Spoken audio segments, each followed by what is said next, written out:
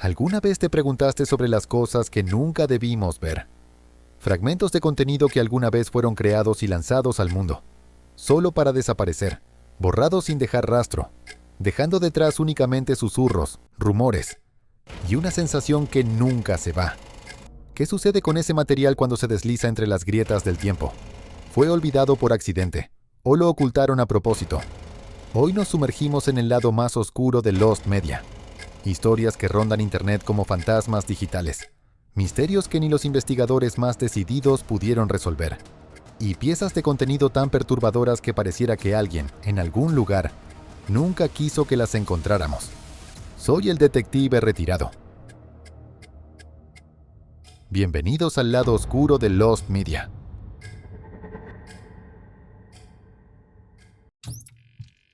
Es la década de 1970 en Australia.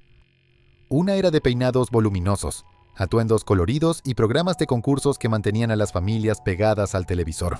Entre ellos estaba Great Temptation, un show que rápidamente se convirtió en el favorito de muchos hogares, conducido por el carismático Tony Barber, con su sonrisa rápida y carisma natural, y co-conducido por la vivaz Barbara Rogers. El programa fue un éxito. Energía alta, premios grandes y una pizca de drama. Pero, ¿y si detrás de las luces brillantes y los aplausos alegres se escondía un secreto? Un momento oscuro y trágico que nunca debió ser visto. Great Temptation era un concurso que mantenía enganchado al público australiano. Los concursantes respondían preguntas rápidas de trivia, ganando dinero con cada respuesta correcta. Pero el verdadero giro venía cuando el mejor jugador tenía la oportunidad de cambiar sus puntos por un premio. Algo valioso que podrían conservar sin importar el resultado. Era un movimiento arriesgado. Gastar esos puntos podía significar la diferencia entre ganar o perder. Todo parecía ir bien por un tiempo. El programa era un éxito, y cada semana los fans sintonizaban para ver a los concursantes competir. Pero algo cambió.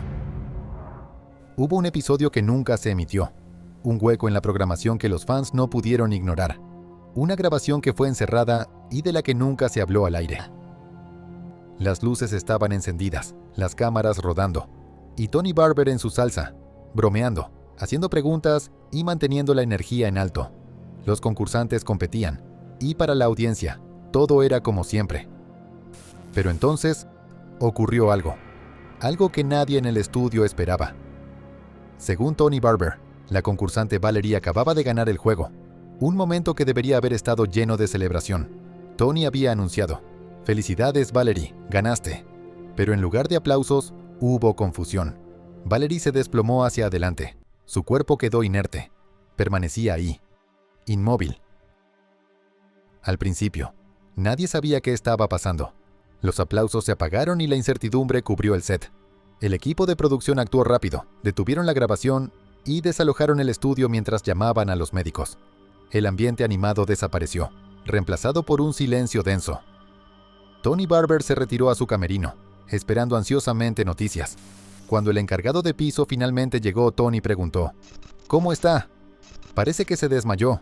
La respuesta fue escalofriante: «Tony falleció». La realidad golpeó con fuerza, y lo que había empezado como un episodio de rutina, se convirtió de repente en un momento trágico e inolvidable, todo capturado y grabado. En medio del shock, alguien dijo: «Supongo que tendremos que grabar este episodio de nuevo, ¿no?».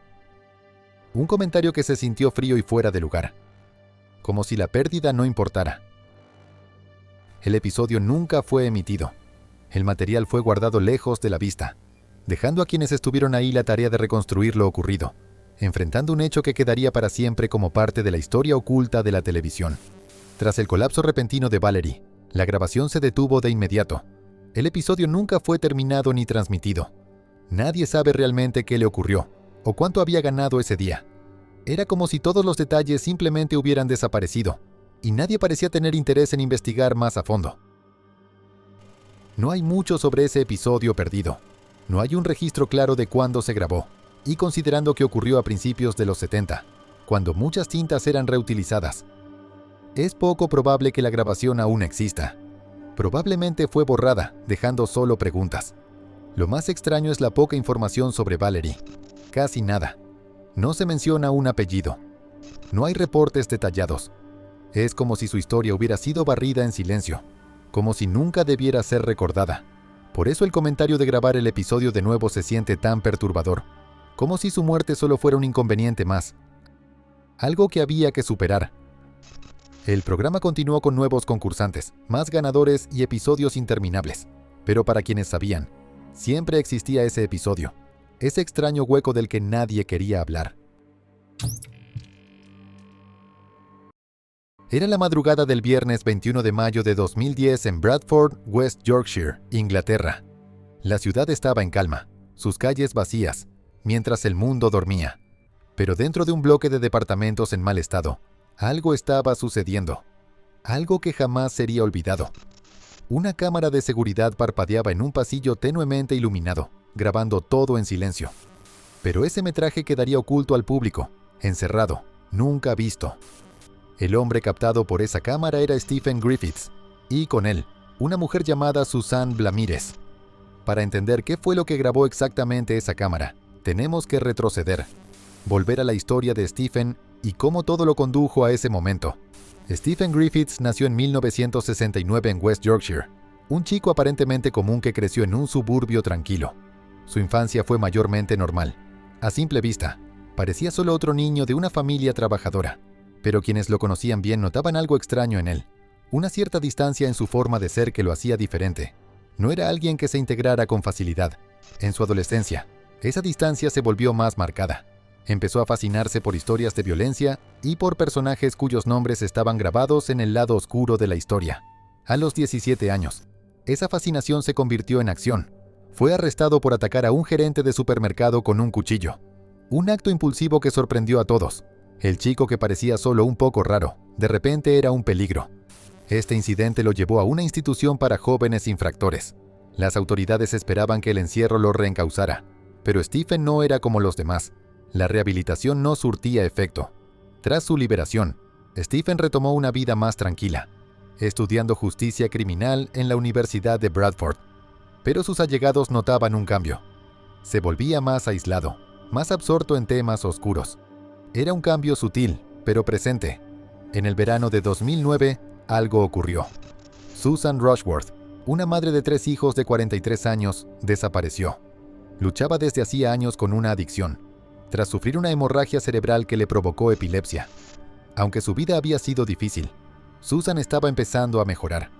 En los días previos a su desaparición, estaba reduciendo el consumo de sustancias y vivía con su madre, Christine. El 22 de junio, le dijo a Christine que saldría a comprar medicinas. Fue la última vez que la vieron con vida. La última imagen conocida de Susan fue captada por una cámara de seguridad bajando de un autobús. Desde ahí, todo es un misterio. En algún momento Susan terminó en el departamento de Stephen Griffiths. Ahí le quitó la vida con una ballesta. Destrozó su cuerpo en la bañera. Incluso llegó a consumir partes de él. No hay restos. No hay evidencia física que cuente toda la historia. Solo unas gotas de sangre en el apartamento de Griffiths. Eso fue todo lo que quedó de Susan Rushworth. Casi un año después, el 26 de abril de 2010, otra mujer desapareció.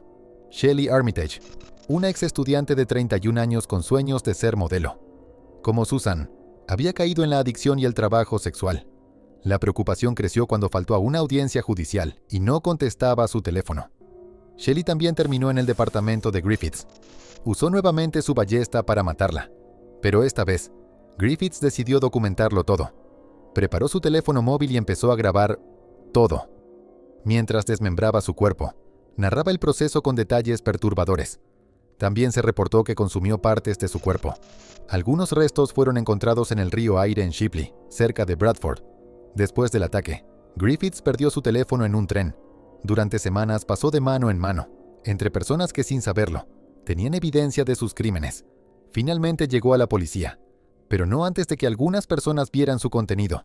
Los que vieron el video dijeron que era algo que nunca olvidarían. Unos meses después, el 21 de mayo de 2010, otra mujer desapareció. Susan Blamires, de 36 años, también había tenido sus propias batallas. Una agresión violenta el año anterior la había dejado con cicatrices, y como las demás, luchaba por salir adelante en un mundo que parecía empeñado en hundirla. Stephen Griffiths usó una táctica conocida para atraer a Susan a su apartamento. Se hizo pasar por fotógrafo. ofreciendo dinero por retratos simples, algo que ya había hecho antes. Una vez adentro, el ambiente cambió. Susan debió sentirlo. Minutos después, salió corriendo por el pasillo del edificio, con Griffiths detrás de ella. Lo que pasó después fue captado por una cámara de seguridad. Susan no llegó muy lejos antes de que Griffiths la alcanzara. En un instante violento, disparó un virote de ballesta directo a su cabeza. Luego la arrastró de vuelta hacia su apartamento. No fue sino hasta entonces que notó la cámara sobre su cabeza, grabando todo. Se detuvo. Miró directamente al lente y levantó el dedo medio. Dentro del departamento, repitió el mismo patrón con el cuerpo de Susan. Poco después, lo arrojó al río. Algunos restos aparecieron días más tarde, pero los detalles de lo ocurrido en ese apartamento quedaron encerrados tras sus paredes. Solo una hora después, Griffiths volvió a salir a buscar. Se cruzó con Rosalind Edmondson, una joven de 28 años que iba a recoger metadona. Hablaron brevemente y ella aceptó acompañarlo a su apartamento. Otra cámara los captó en la entrada del edificio, pero algo hizo que Rosalind se detuviera. Se alejó, decidió no entrar, sin saber lo cerca que estuvo de correr la misma suerte. Griffiths la vio irse y no la detuvo. 3 días después, el 24 de mayo, el conserje del edificio, Peter Gee, revisó las grabaciones de seguridad. Lo que vio lo marcaría para siempre. Aunque nunca compartió los detalles, fue claro en una cosa: el contenido era más terrible de lo que jamás imaginó. Conmocionado, contactó a la policía de inmediato. Stephen Griffiths fue arrestado poco después, sin oponer resistencia. En su primera comparecencia en corte, se identificó a sí mismo con un nuevo nombre: The Crossbow Cannibal. Su confesión fue directa y sin arrepentimiento. En diciembre de ese año, fue sentenciado a cadena perpetua sin posibilidad de libertad condicional. Partes del video de seguridad eventualmente fueron mostradas en noticieros, pero solo fragmentos. Los segmentos emitidos mostraban apenas un vistazo del horror. Griffiths haciendo una seña obscena a la cámara, intentando atraer a otra víctima. Sin embargo, los momentos más gráficos, el disparo con la ballesta, el arrastre del cuerpo de Susan, fueron ocultados del público. Las cintas, aunque recuperadas, permanecen bajo resguardo, consideradas demasiado perturbadoras para ser mostradas. Las otras grabaciones que hizo Griffiths, incluidas fotos de sus víctimas y videos dentro de su departamento, nunca fueron reveladas.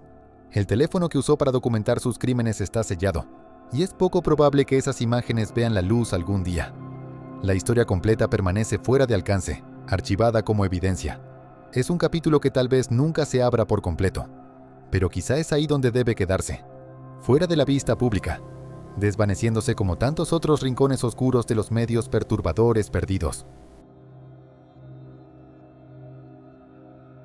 El 16 de abril de 2007 comenzó como cualquier otro día en Virginia Tech. Estudiantes caminaban por el campus, dirigiéndose a sus clases de la mañana. Algunos desayunaban, otros charlaban con amigos antes de comenzar el día. El cielo estaba despejado, el aire tranquilo. Era solo otro lunes. Entre los miles de estudiantes que seguían su rutina estaba Seung-Hui Cho. Para la mayoría, él era solo una cara más en el campus, alguien a quien uno pasaría sin notar. Pero detrás de ese silencio, había un joven que siempre había tenido problemas para encajar. Cho nació en Corea del Sur y se mudó a Estados Unidos con su familia cuando era un niño. Se establecieron en Centerville, Virginia, donde sus padres trabajaban arduamente manejando una tintorería, buscando construir una vida mejor. Pero mientras su familia encontró comunidad, Cho era callado, retraído, y desde pequeño algo parecía fuera de lugar. Cho hablaba poco. Prefería pasar desapercibido, ignorado por los demás. En la escuela, era víctima de bullying por su silencio, sus comportamientos extraños y su negativa a socializar, incluso cuando sus padres buscaron ayuda. Con terapia, medicamentos y en su iglesia, nada parecía ayudarlo. Su aislamiento solo crecía. Para cuando llegó a Virginia Tech, Cho ya era un fantasma. Apenas hablaba con sus compañeros de cuarto, se mantenía solo y pasaba la mayoría del tiempo encerrado. Quienes lo conocieron hablaban de comportamientos extraños e inquietantes, como la vez que se quedó sentado en una fiesta, clavando un cuchillo repetidamente en la alfombra, o cuando hablaba de una novia imaginaria llamada Jelly, una fantasía bizarra que mencionaba al pasar. La mayoría no le prestaba mucha atención. Para ellos, Cho era solo un estudiante silencioso. Algo raro, sí, pero nada más. No podían ver lo que fermentaba bajo la superficie. El aislamiento, el resentimiento, la oscuridad creciente dentro de él. Así fue como Cho compró una pistola Glock 19 y una Walther P22. Ya había sido diagnosticado con mutismo selectivo y depresión severa. Incluso había recibido terapia y apoyo educativo especial durante la secundaria.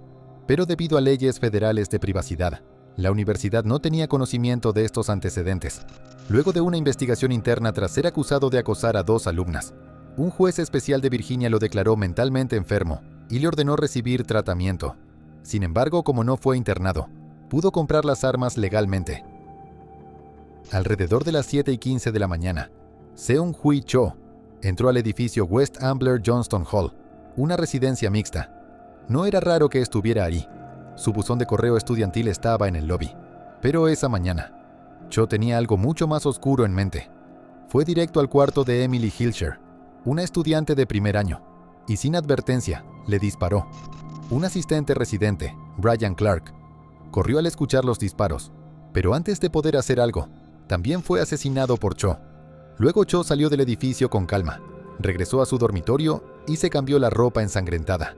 A las 9:40 de la mañana, casi 2 horas después del primer ataque, Cho cruzó el campus hacia el edificio académico Norris Hall. En su mochila llevaba cadenas, candados, 2 pistolas y cientos de balas. Una vez adentro, usó las cadenas para atrancar las puertas principales. Incluso dejó una nota advirtiendo que abrir la puerta activaría una explosión. Las clases estaban en marcha. Estudiantes y profesores no tenían idea de lo que iba a ocurrir. Cho comenzó en el segundo piso. Entró al aula 206, donde el profesor G.B. Luganathan estaba dando clase. Sin previo aviso, abrió fuego, matando al profesor y a varios estudiantes. Los disparos retumbaron por los pasillos, pero eso solo era el comienzo.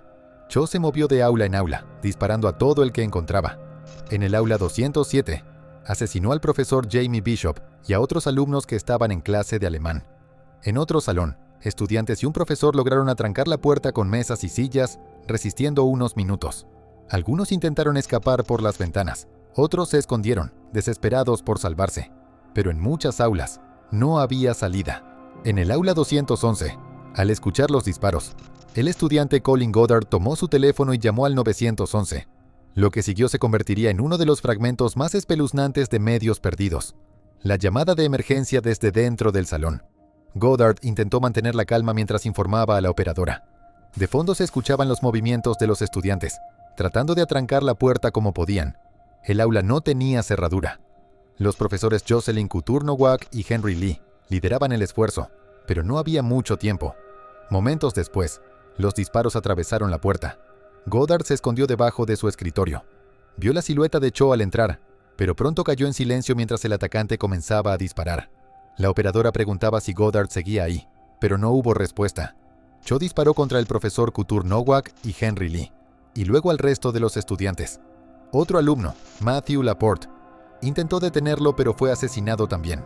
La llamada captó todo: los disparos, los gritos, la desesperación. Cho disparaba incluso a quienes ya estaban heridos. Goddard recibió un balazo en la pierna. Alcanzó a susurrar que lo habían herido antes de que su teléfono cayera y se deslizara hasta llegar a Emily Haas. La operadora intentó comunicarse, pero casi no había sonido. Haas tomó el teléfono y avisó en voz baja que el atacante había salido del aula. Un alivio momentáneo. Pero Cho regresó. Disparó de nuevo, esta vez a quienes aún estaban conscientes. Haas hablaba bajo, temiendo que volviera por ella, pero el sonido de nuevos disparos cubrió sus palabras. La llamada continuó. El tiempo se estiraba. La operadora preguntaba dónde estaba la policía, rogando que llegaran. Pasaron casi 8 minutos hasta que la policía irrumpió, rompiendo las cadenas con una escopeta. Pero justo antes de llegar al aula 211, Cho volvió una tercera vez. Se escucharon más disparos, y luego un silencio total. La operadora, sin saberlo, había escuchado el disparo final. Cho se había suicidado. 1 minuto después, solo se escuchaba una respiración entrecortada, aunque no estaba claro si era de Haas u otro estudiante. La operadora avisó que la policía ya estaba en el segundo piso e instruyó que abrieran la puerta. Otro estudiante, Clay Violan, que no había sido herido, movió los cuerpos y muebles que bloqueaban la entrada para dejar entrar a la policía. Habían pasado casi 10 minutos desde que inició la llamada. Una voz masculina gritó: ¡dispárenle! Y luego la línea se cortó tras confirmarse que la policía había asegurado el salón. En solo 2 ataques, Seung-Hui Cho quitó la vida a 32 personas. 27 estudiantes y 5 profesores, antes de dispararse a sí mismo. De las víctimas, 28 fueron heridas en la cabeza. Otras 17 personas resultaron heridas por las balas, y 6 más se lastimaron al saltar por las ventanas. Cho disparó 174 veces con sus 2 pistolas. Usó balas huecas calibre 9 milímetros, diseñadas para causar el máximo daño. La llamada al 911 desde el aula 211 captó cada muerte. Nunca fue difundida públicamente. Cuando en junio de 2007 se cubrió el caso en televisión, no se reprodujo el audio. La grabación fue considerada demasiado gráfica, y los involucrados prefieren no hablar del tema. Colin Goddard, el estudiante que hizo la llamada, se niega a escucharla. Emily Haas, quien tomó el teléfono después, tampoco habla al respecto. Una oficial que respondió al incidente describió la grabación como una de las cosas más horribles que había escuchado. A fines de 2022, un usuario de Reddit solicitó la grabación mediante la Ley de Libertad de Información, FOIA. La petición fue negada, aunque no se dijo que la grabación no existiera. Es posible que esta pieza de medios perdidos nunca vea la luz. Y tal vez así deba ser.